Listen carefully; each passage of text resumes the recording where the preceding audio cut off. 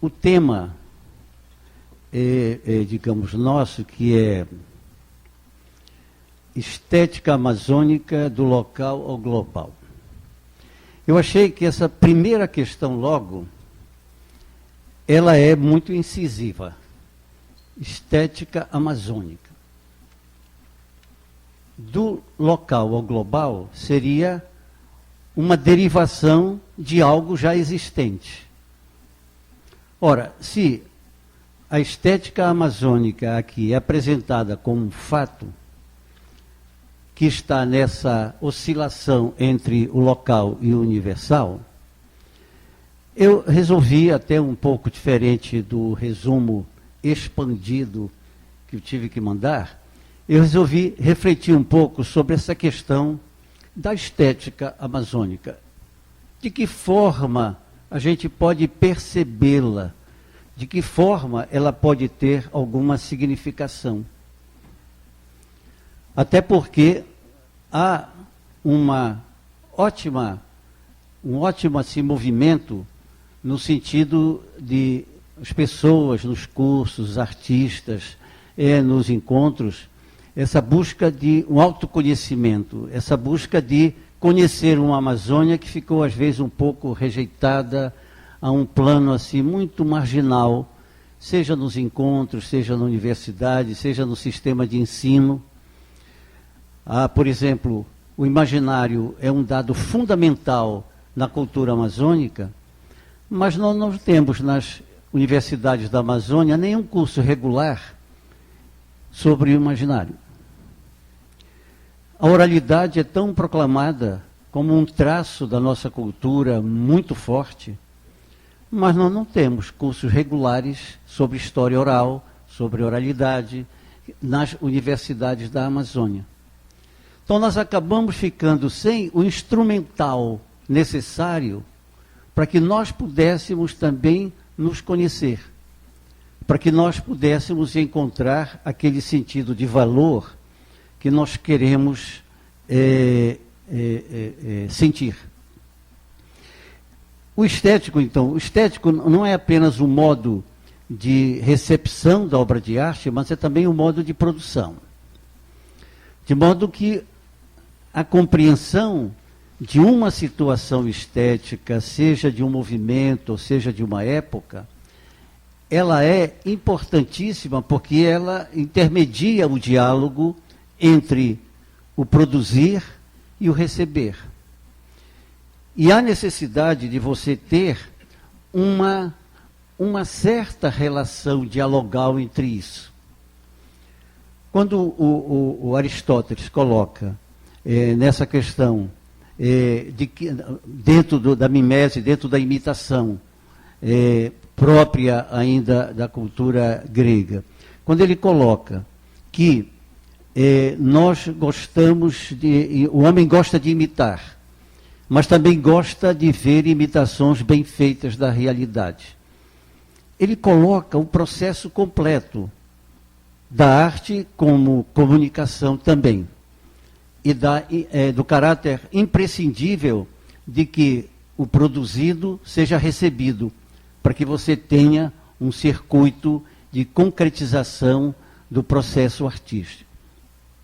E essa qualidade que faz a relação é a qualidade estética, que é uma função que não é inerente aos objetos nem às obras. Ela é atribuída ou adquirida dentro do âmbito de uma cultura. Então eu fico pensando, como entender essa estética amazônica, uma vez que quando a gente vê obras da Amazônia, no ponto de vista estético, elas poderiam ter sido feitas em qualquer outro lugar. Elas poderiam estar criadas fora da Amazônia. Então, como entender essa questão de uma estética amazônica? É importante a gente poder compreender isso, nós artistas, nós espectadores. E a primeira ideia que me veio é de que essa nossa estética amazônica, que não difere tanto de uma concepção de estética de outras culturas, mas a gente pode entendê-la talvez como a estética do vitral. Por quê? Porque o vitral é uma alegoria que me parece interessante para poder explicar um pouco essa estética amazônica. Porque a estética, o vitral, ele retém o olhar na sua forma de transparência, ao mesmo tempo que ele abre o olhar para além dele. E pelo vitral você tem a presença de uma luz que está além dele, que o ilumina. E é essa luz que ilumina o vitral que dá a tonalidade desse vitral. Daí porque penso que se entendermos a estética amazônica de acordo com a alegoria do vitral, o amazônico da estética amazônica não é propriamente a forma.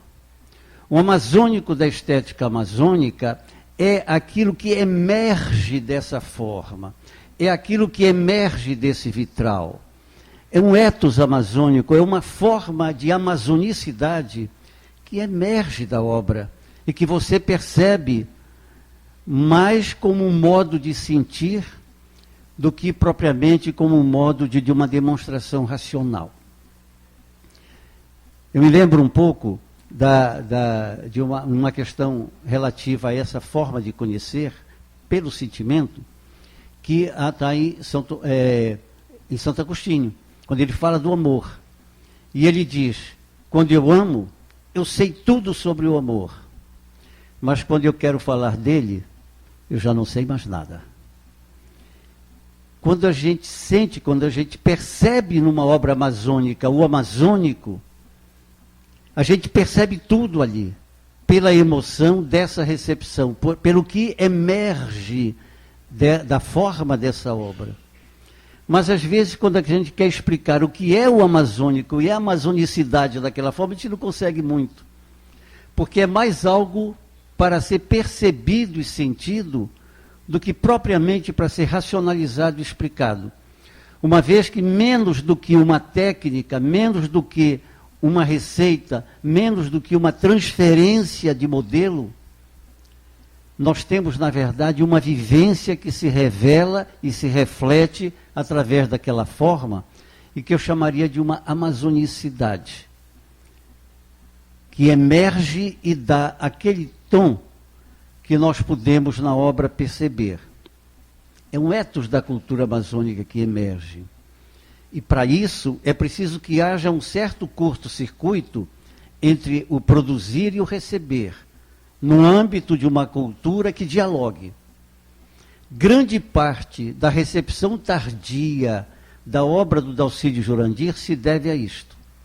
É que a falta de diálogo com a cultura amazônica e o desconhecimento dela impediu que ao longo de décadas se percebesse a simbologia, as coisas imanentes, aquilo que emerge da obra e que, na verdade, acabou não sendo percebida por décadas. Agora se começa a ampliar um pouco mais a recepção.